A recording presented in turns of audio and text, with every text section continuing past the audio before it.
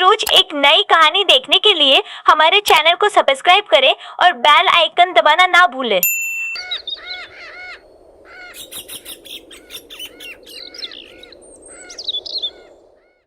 आइए मिलवाते हैं आपको एक ऐसे परिवार से जो बाहर से शांत और सुलझा हुआ दिखाई देता है, लेकिन इनके घर के भीतर रिश्तों की असली परीक्षा हर रोज होती है। आज सुलभा के छोटे बेटे महेश की शादी शनाया के साथ हुई थी।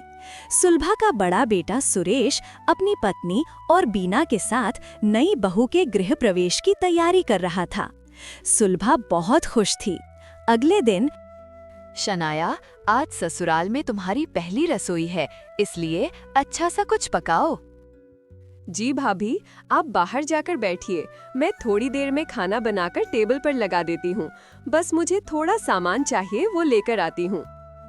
ठीक है, तुम लेकर आओ, तब तक मैं बाकी के काम कर लेती हूँ। शनाया सामान लेने बाहर चली जाती है और बीना बाकी के काम करती है। शनाया खाना बनाना शुरू करती है। सभी लोग बाहर बैठे हुए होते हैं। तभी बीना को कुछ अजीब बदबू आने लगती है। पता नहीं ये शनाया क्या बना रही है, कैसी बदबू आ रही है। भाभी, ये बदबू नहीं, खुशबू है, खुशबू। महेश को पता था कि शनाया क्या पका रही है और उसे वो बहुत पसंद भी था, लेकिन बीना को वो बदबू बर्दाश्त नहीं हो रही थी। बीना रसोई में आती है और देखती है कि शनाया मछली पका रही है। रसोई में बहुत सारी मछलियां रखी हुई थी और कुछ तवे पर फ्राई हो रही थी। ये देखकर, अरे अरे शनाया, ये क्या बना रही हो तुम? पहली ही रसोई में तुमने मछली बना दी। छी छी, कितनी बदबू आ रही है इसकी। अरे भाभी, इतनी अच्छी खुशबू तो आ रही है, आप इसे बदबू क्यों कह रही है? कितनी मेहनत से मैंने ये मछली बनाई है। बाजार जाकर चुन चुन कर अच्छी मछलियाँ खरीद कर लाई हूँ मैं। ये लीजिए, आप थोड़ी टेस्ट करके बताइए। शनाया बीना के मुंह में मछली खिलाने लगी। तब, नहीं नहीं, मुझे मत खिलाओ। अरे ऐसा क्या कर रही है भाभी? खाइए ना, मुझे भी तो पता चले नमक मिर्ची सब ठीक है या नहीं। अरे नहीं, मत खिलाओ। बीना अपना मुंह कस के बंद कर लेती है।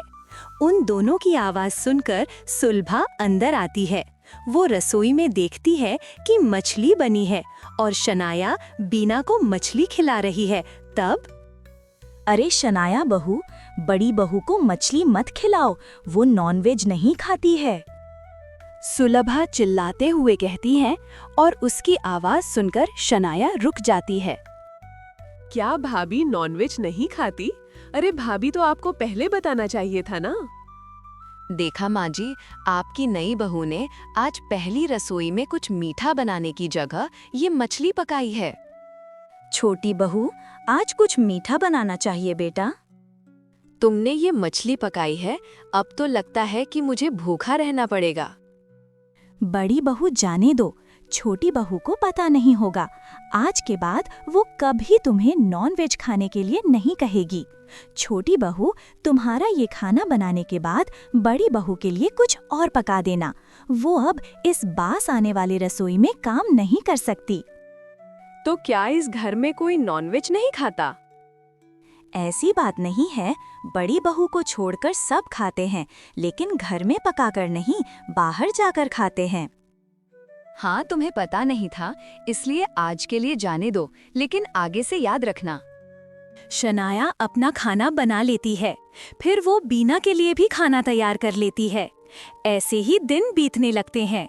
शनाया को नॉनवेज बहुत पसंद था, लेकिन अब बीना की वजह से वो रोज नॉनवेज नहीं खा पा रही थी।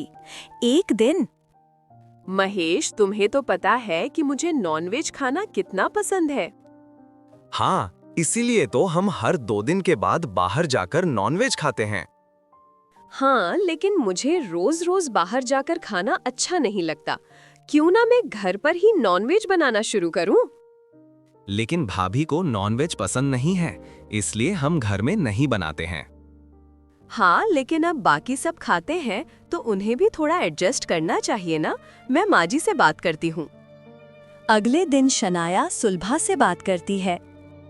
माँ जी, मैं जानती हूँ कि बीना भाभी वेजिटेरियन है, उन्हें नॉनवेज की गंध भी पसंद नहीं है।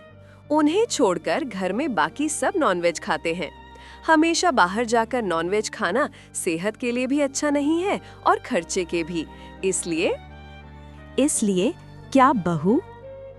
इसलिए माँ जी, मुझे लगता है कि अब भाभी को थोड़ा एडजस्ट करना चाहिए। तुम्हारे कहने का मतलब क्या है बहू? माँ जी, वो मैं कहना चाह रही हूँ कि अब हमें घर में ही नॉनवेज बनाना शुरू करना चाहिए। अब भाभी को बताइए कि इतने साल आप सबने एडजस्ट किया है, तो अब थोड़ा वो भी एडजस्ट करे। हम हफ्ते के कुछ दिन घर में नॉनवेज बनाएंगे और बाकी दिन वेज। सुलभा शनाया की बात पर विचार करने लगती है। रात के खाने के समय वो सबको अपना फैसला सुनाती है। सुरेश, महेश, बड़ी बहू और छोटी बहू, आज मैंने एक फैसला किया है। आज से मैं पूरे घर की जिम्मेदारी अपने दोनों बहुओं में बांट रही हूँ। माँ जी, आज अचानक क्या हुआ है? अचानक नहीं बहू, मैं बहुत दिनों से ये सोच रही थी। अब तुम दोनों मिलकर इस पूरे घर को संभालो।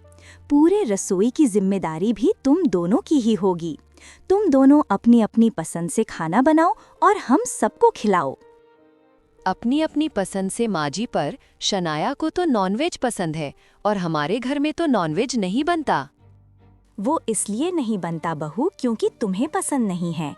आज तक हमने तुम्हारी इच्छा के लिए घर में नॉनवेज नहीं पकाया, लेकिन अब शनाया बहू नॉनवेज खाने की शौकीन है और अच्छी तरह से नॉनवेज बना भी सकती है। इसलिए मैं चाहती हूँ कि अब तुम थोड़ा एडजस्ट करो और शनाया बहू को नॉनवेज बनाने दो। सुलभा की बात सुनकर शनाया मन ही मन मुस्कुराने लगती है, लेकिन बीना को ये बात खटकती है और लेकिन माँ जी, इतने सालों से चले आए हुए चलन को बेकार में क्यों बदलना? जैसा चलता है चलने दीजिए ना। नहीं बहू, इतने सालों तक हमने तुम्हारे लिए एडजस्ट किया है, तो अब थोड़ा तुम एडजस्ट करो। बीना को समझ नहीं आ रहा था कि वो सुलभा की बात को कैसे टाले। सुलभा सभी कामों को बीना और शनाया में बांट देती है। एक दिन बीना को बर्तन मांजने का काम मिलता है, तो एक दिन शनाया को। अगले दिन से शनाया लगभग रोज नॉनवेज बनाने लगती है। एक दिन शनाया, आज तुम बर्तन मांजो। लेकिन भाभी, आज तो आपका दिन है बर्तन मांजने का, तो आप मुझे क्यों बता रही हैं? तुम्हें पता है ना कि मुझे नॉनवेज की बदबू अच्छी नहीं लगती है। तुमने आज फिर से नॉनवेज बनाया है। मुझसे वो बर्तन नहीं धोए जाएंगे, इसलिए तुम ही धो देना वो बर्तन। ऐसा कहकर बीना चली जाती है। हाँ, बड़ी आई मुझे ऑर्डर देने वाली। अगले दिन बीना सबके लिए रोटी सब्जी बना देती है। बीना के बेटे दीपू को शनाया ने बनाया हुआ नॉनवेज बहुत अच्छा लगता था। बीना उसे रोटी के साथ सब्जी देती है, तब माँ, ये क्या? मुझे सब्जी क्यों दे रही हो? सब्जी नहीं तो क्या चाहिए तुम्हें? माँ, मुझे तो शनाया चाची बनाती है वैसा नॉनवेज चाहिए। क्या नॉनवेज चाहिए? उस शनाया ने तो सबकी आदत बिगाड़ दी है। हर रोज सबको सिर्फ मछली और मांस खाना होता है। आज यही बना है, खाना है तो खाओ, नहीं तो भूखे रहो। बीना दीपू को चिल्लाने लगती है। उसकी आवाज सुनकर सुलभा और शनाया आती है। अरे बहू, क्या हुआ? क्यों चिल्ला रही हो बच्चे को? चिल्लाओ नहीं तो और क्या करूं माँ जी, इसे तो रोज नॉनवेज चाहिए होता है। आज मैंने सब्जी बनाई है तो खाने से मना कर रहा है, कह रहा है कि इसे शनाया ने बनाया हुआ नॉनवेज चाहिए। अरे भाभी, तो कोई बात नहीं, मैं बना देती हूँ दीपू के लिए नॉनवेज। बढ़ता बच्चा है, खाने दीजिए उसे। नहीं, तुमने पहले ही मेरे बच्चे की आदत बिगाड़ दी है। अब मैं ही तय करूंगी कि उसे क्या खाना है और क्या नहीं। बीना जबरदस्ती दीपू को रोटी सब्जी खिला देती है। ऐसे ही दिन बीतने लगते हैं। दीपू के साथ महेश और सुरेश को भी बीना के वेज खाने से ज्यादा शनाया ने बनाया हुआ नॉनवेज पसंद आने लगता है। बीना को ये देखकर गुस्सा आने लगता है। एक सोमवार के दिन शनाया सुबह सुबह जाकर ताज़ी मछलियां लेकर आती है। ये देखकर शनाया, ये क्या? तुम आज भी मछली लेकर चली आई। आज तो सोमवार है। सोमवार है तो क्या हुआ भाभी, हफ्ते में 7 ही वो वार होते हैं, उनमें एक सोमवार होता है। लेकिन तुम्हें पता है ना कि सोमवार के दिन में शिव जी की पूजा करती हूँ, तो आज तुम घर में नॉनवेज नहीं बना सकती। भाभी, आप तो रोज किसी न किसी देवता की पूजा करती है। अगर मैं आपकी बात ऐसे ही मानने लग गई तो मुझे हफ्ते के 7 दिन आपके जैसे वेज खाना खाना पड़ेगा। बीना और शनाया में बहस होने लगती है। सुलभा आकर दोनों को शांत कर देती है। रात को कमरे में सुरेश जी, आप महेश भैया से कह दीजिए कि अपनी पत्नी को समझा दे। माँ जी ने उसे घर में नॉनवेज बनाने की इजाजत क्या दे दी? वो तो अब हर रोज नॉनवेज पका रही है। अरे तो तुम ही समझा दो ना उसे। मैं क्या खाक समझाऊं? उसे माँ जी ने ही शह दी है, इसीलिए तो वो एक बात नहीं मानती है। मैंने कितनी बार कहा है उसे कि सिर्फ रविवार को नॉनवेज बनाया करो, लेकिन वो मेरी बात सुनती ही नहीं है। इसीलिए आपको कह रही हूँ कि आओ महेश से बात कीजिए। ठीक है, मैं महेश से बात करूंगा। उधर महेश के कमरे में महेश, एक बार सुरेश भैया से बात करके देखो ना, उन्हें बताओ कि भाभी को समझाएं। घर में सबको नॉनवेज पसंद है। दीपू तो रोज नॉनवेज खाने की जिद करता है, लेकिन भाभी उसे मना कर देती है। हर रोज कुछ ना कुछ बहाना बनाती है कि मैं नॉनवेज ना बनाऊं। अब उन्हें पसंद नहीं है, इसलिए हम बाकी सबका मन का क्यों मारें? भाभी को आदत नहीं है नॉनवेज की, इसलिए उन्हें परेशानी होती है। मैं जानती हूँ, लेकिन जब बाकी लोग एडजस्ट कर सकते हैं तो वो क्यों नहीं? तुम कल भैया से बात करो, नहीं तो मैं सीधे जाकर उन्हें सब बता दूंगी। नहीं, मैं ही जाकर सुरेश भैया से बात करता हूँ। बीना और शनाया की बात सुनकर सुरेश और महेश समझ जाते हैं कि घर में जल्दी ही बड़ा झगड़ा होने वाला है। अगले दिन महेश, मुझे तुमसे बहुत जरूरी बात करनी है, जरा बाहर चलो। हाँ भैया, मुझे भी आपसे बहुत जरूरी बात करनी है। सुरेश और महेश बाहर चले जाते हैं। बीना और शनाया मन ही मन खुश हो जाती है कि अब उनकी इच्छा पूरी हो जाएगी। महेश, हम दोनों के बीवियों के बीच रसोई में होने वाली छोटी छोटी अनबन जल्दी ही बड़े झगड़े में बदल जाएगी, ऐसा डर लग रहा है मुझे। हाँ भैया, मुझे भी वही डर है। कल रात शनाया मुझसे यही बात आकर रही थी कि मैं आपको भाभी को समझाने की बात करूं। और बीना ने मुझे तुम्हें यही बताने को कहा है। तो अब क्या करें भैया? इतने दिन तो हम उनकी बातों को टालते आए हैं, लेकिन कभी ना कभी तो हमें अपनी पत्नी का पक्ष लेकर बोलना ही पड़ेगा। मुझे भी यही लग रहा है। अब तक तो माँ ने दोनों को शांत रखा है, लेकिन ये शांति कब तक बनी रहती है, यही देखना है। सुरेश और महेश अपने अपने मन की बात करते हैं। ऐसे ही अब आए दिन शनाया और बीना का झगड़ा होने लगता है। सुलभा सब देख रही होती है, लेकिन दोनों खुद ही समझ जाएंगी, इस उम्मीद पर वो चुप रहती है। एक दिन शनाया, तुम्हें कितनी बार कहा है कि सोमवार के दिन मछली मत बनाया करो, लेकिन तुम मेरी एक भी बात नहीं मानती हो। भाभी, आपको अच्छा नहीं लगता तो आप रसोई से बाहर चली जाइए, मैं सब काम कर लूंगी, लेकिन बार बार मेरे खाने पर ऐसे सवाल मत उठाइए। क्या मुझे मेरे ही घर की रसोई से बाहर जाने को कह रही हो? अब देखो मैं क्या करती हूँ। ऐसा कहकर बीना गुस्से से शनाया ने लाई हुई सारी मछली जमीन पर फेंक देती है।